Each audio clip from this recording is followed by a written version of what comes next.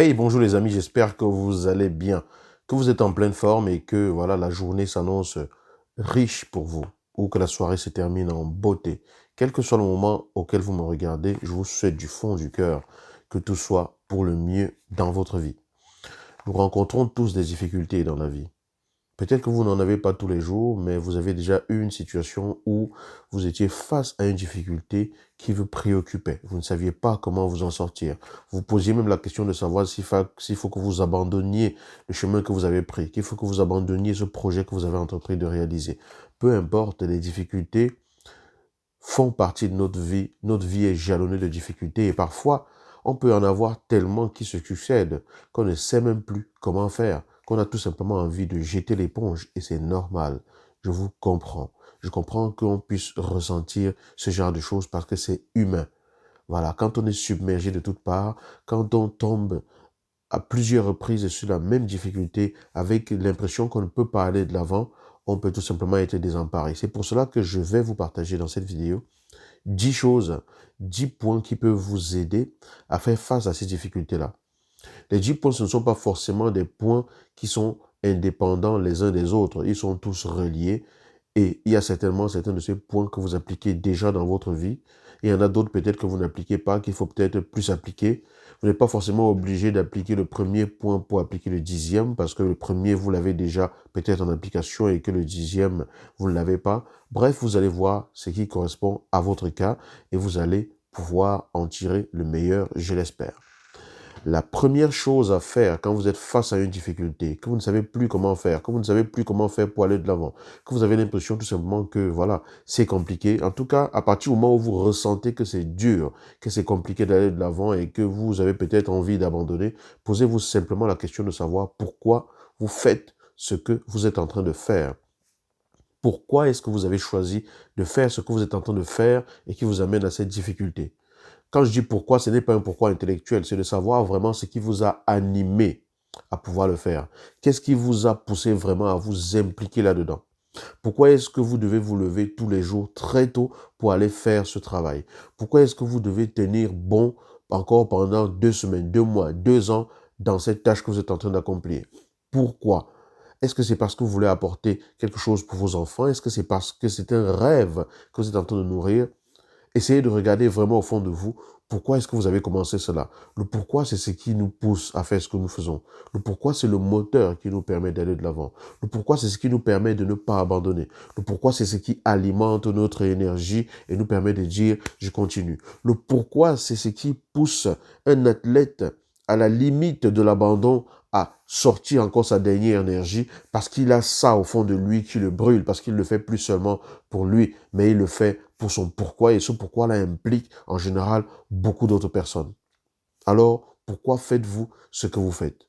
La deuxième chose que je vais vous inviter à réaliser, c'est d'observer quelle est votre perception justement aujourd'hui concernant les difficultés. Quelle perception avez-vous de cela?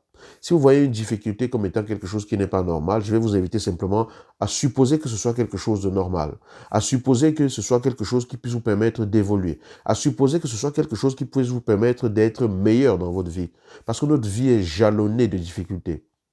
Vous allez faire face à des difficultés. Nous allons faire face à des difficultés encore et encore. Mais observez, une difficulté, lorsque vous la traversez, elle vous rend meilleur. Un athlète qui va en salle d'entraînement à 5 heures du matin et qui s'entraîne pendant 3 heures, il ne le fait pas en se disant combien c'est nul de le faire. Il le fait en se disant pourquoi il le fait. Il le fait en se motivant avec la raison pour laquelle il le fait.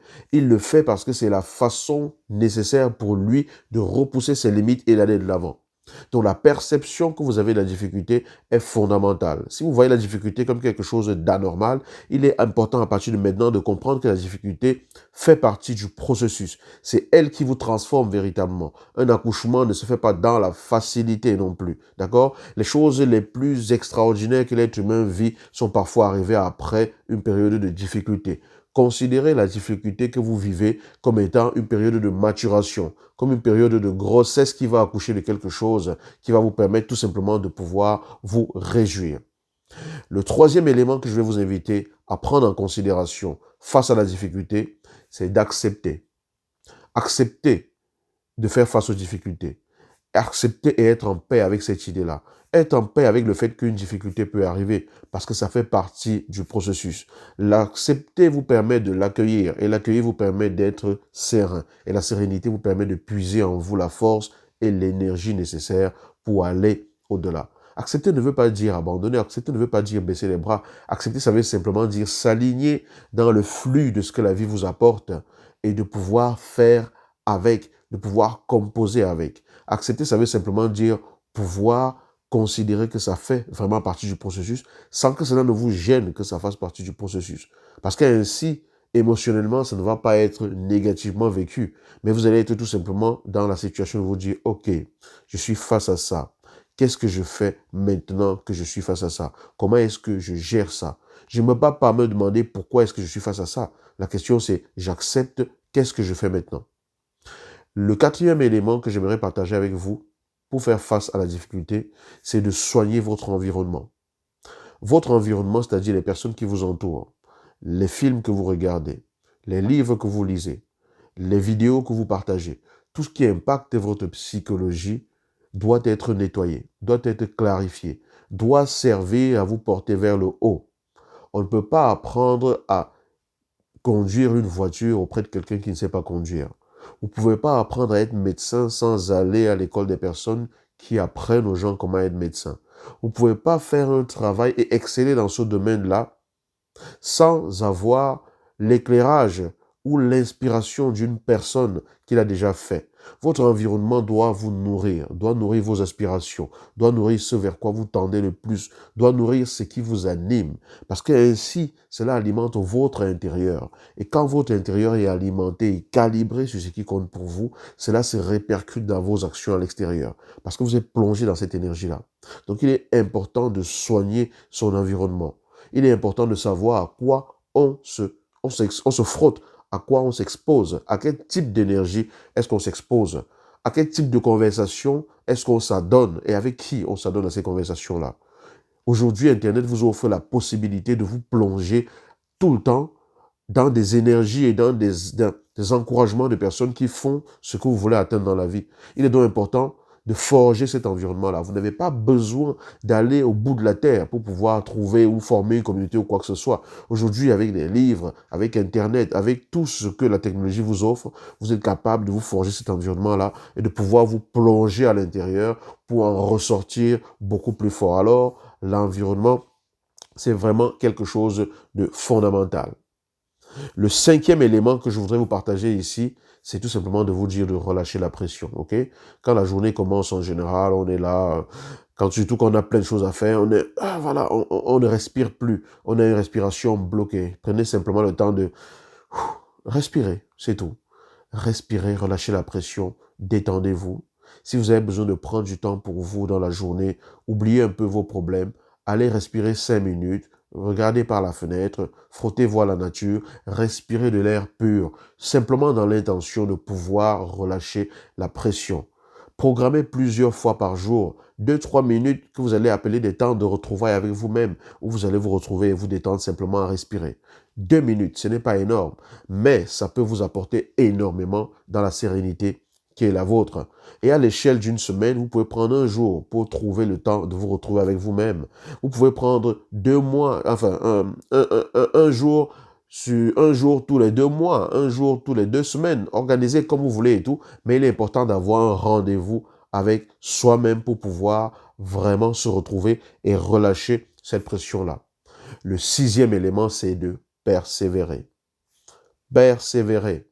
La persévérance, c'est la clé. La persévérance demande que vous soyez concentré sur votre objectif, que vous soyez focus sur cet objectif-là, que vous ayez vraiment l'esprit orienté vers cet objectif-là et que vous fassiez ce que vous avez à faire. Vous connaissez peut-être l'histoire du chercheur d'or qui creusait et qui cherchait de l'or et qui à un moment donné a abandonné parce qu'il avait du mal il avait marre de persévérer et une autre personne qui a acheté son terrain est venue et a donné justement un simple coup de pioche et est tombé sur l'or parce que l'autre avait déjà fait tout le travail mais il n'a pas persévéré. Bien sûr, je ne dis pas de s'obstiner à faire quelque chose qui ne donne pas de résultat.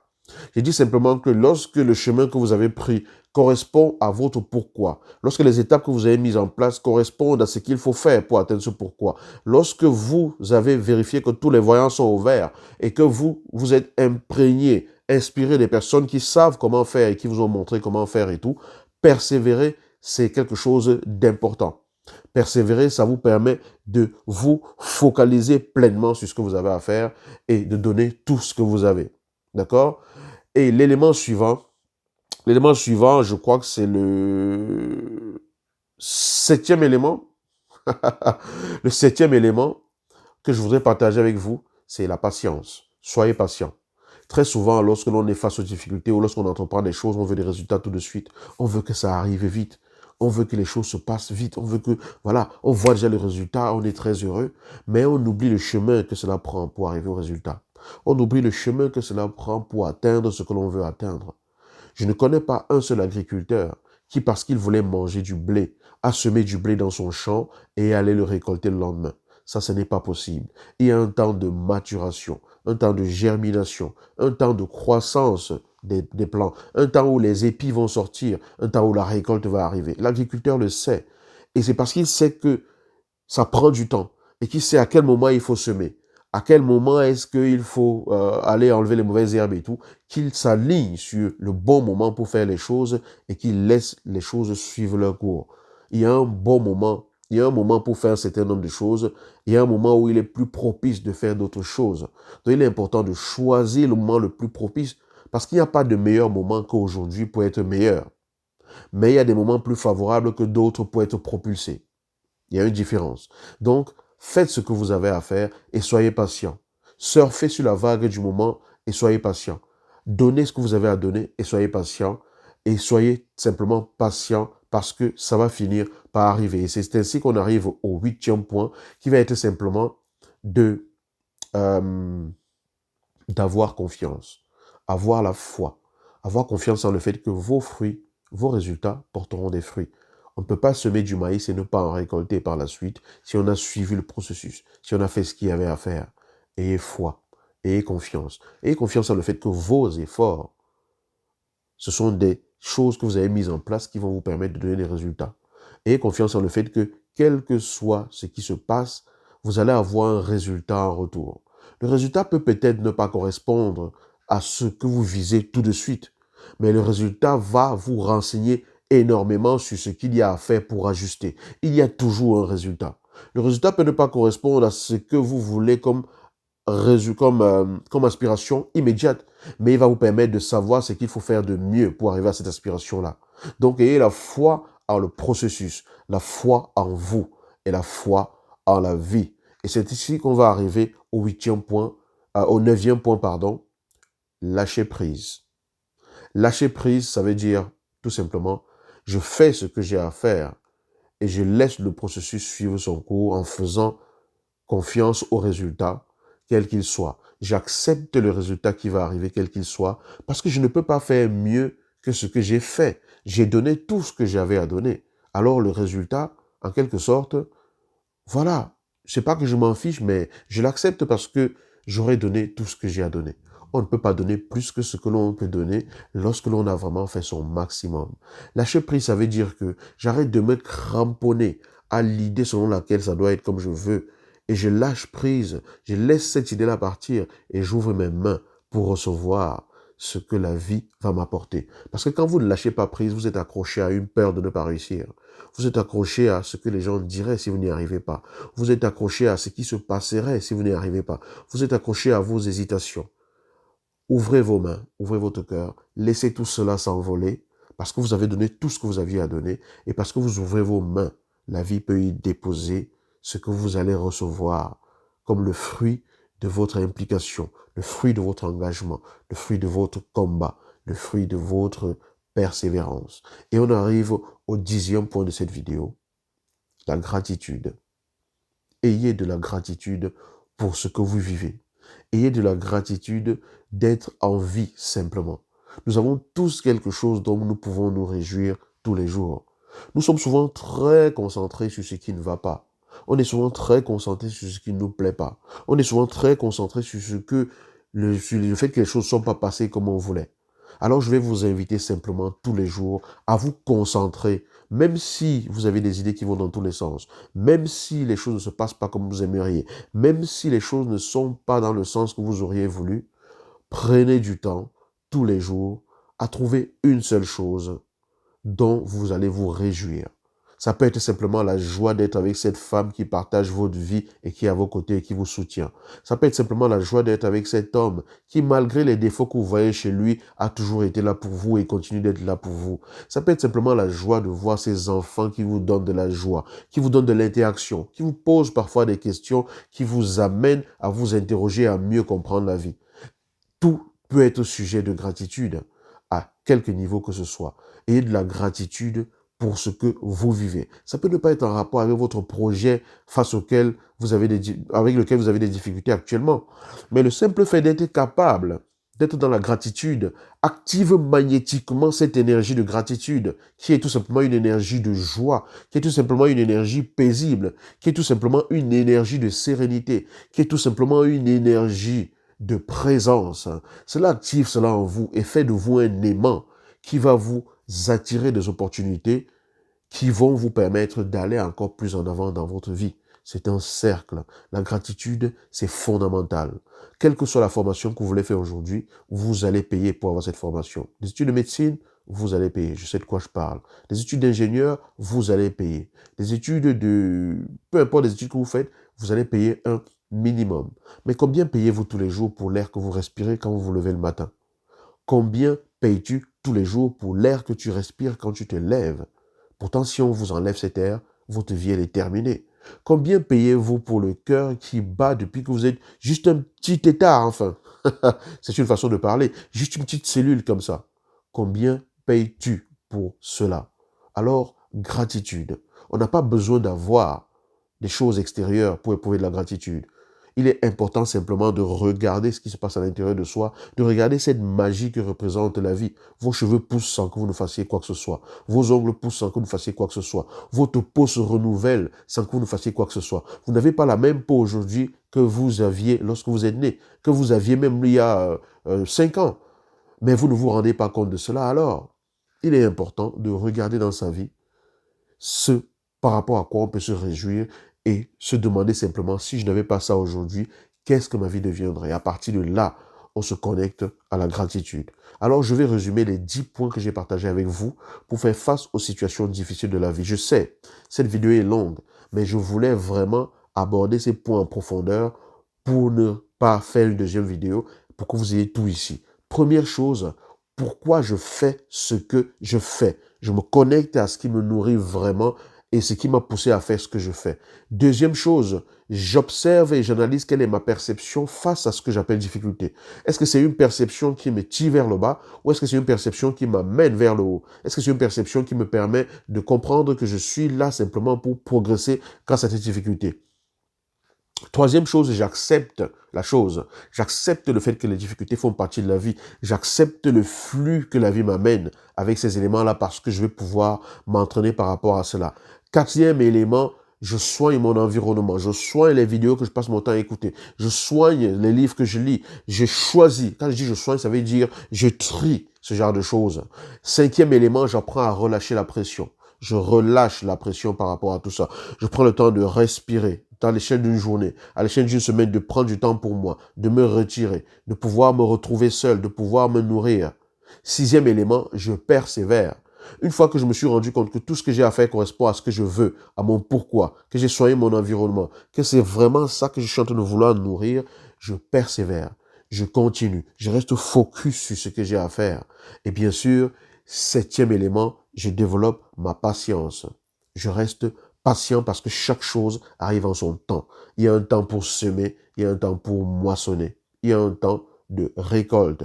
D'accord? Il y a un temps de semence et un temps de récolte.